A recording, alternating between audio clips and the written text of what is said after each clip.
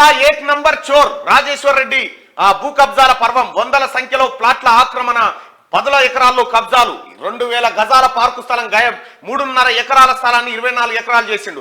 సచ్చినోళ్ల పేరుతో రిజిస్ట్రేషన్, నీలిమా ఆసుపత్రి భాగవతం బజార్లోకి వంత పాడిన రెవెన్యూ పోలీసు యంత్రాంగం, 10 ఏళ్లుగా అధికార దుర్వినియోగం అంటూ ఇగో పల్లా రాజేశ్వర్ రెడ్డి అనురాగ్ యూనివర్సిటీ భాగవతం అంతా ఇగో ఇది మొత్తం వీని పనంతా దోపిడే. ఆయన ఓ పొలిటికల్ లీడర్, అంతకుమించి ఓ విద్యావేత్త, మొన్నటి వరకు పట్టభద్రుల ఎమ్మెల్సీ, తాజాగా ఆయన ఎమ్మెల్యే. ఇవన్నీ పైకి చెప్పుకునేందుకే, కానీ ఆయన నిజ స్వరూపం తెలిస్తే నోరు వెళ్ళబెట్టాల్సిందే. ఆయన పక్కా ఏక్ నంబర్ చోర్, భూ కబ్జా రాయుడు, ప్రైవేట్ యూనివర్సిటీ ఆసుపత్రులు పెట్టి పేద ప్రజల రక్త మాంసాలను పీల్చి పిప్పి చేసే నరహంతకుడికి ఏమాత్రం తీసిపోడు.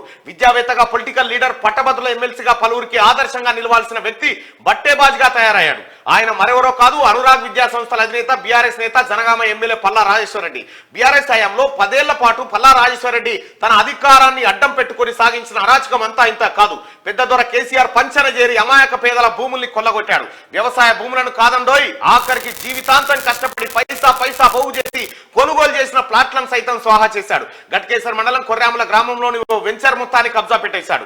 బాధితులకు ఎల్ఆర్ఎస్ దగ్గర నుంచి గ్రామ పంచాయతీ పర్మిషన్, ఇతరత్ర అనుమతులు అన్ని ఉన్నా పల్లా రాజేశ్వర్ రెడ్డి లేఅవుట్ వేయకముందే వ్యవసాయ భూమిగా ఉన్న సమయంలోనే తాను సదరు భూమిని కొనుగోలు చేశానంటూ రౌడీలను పెట్టి బెదిరింపులకు దిగాడు.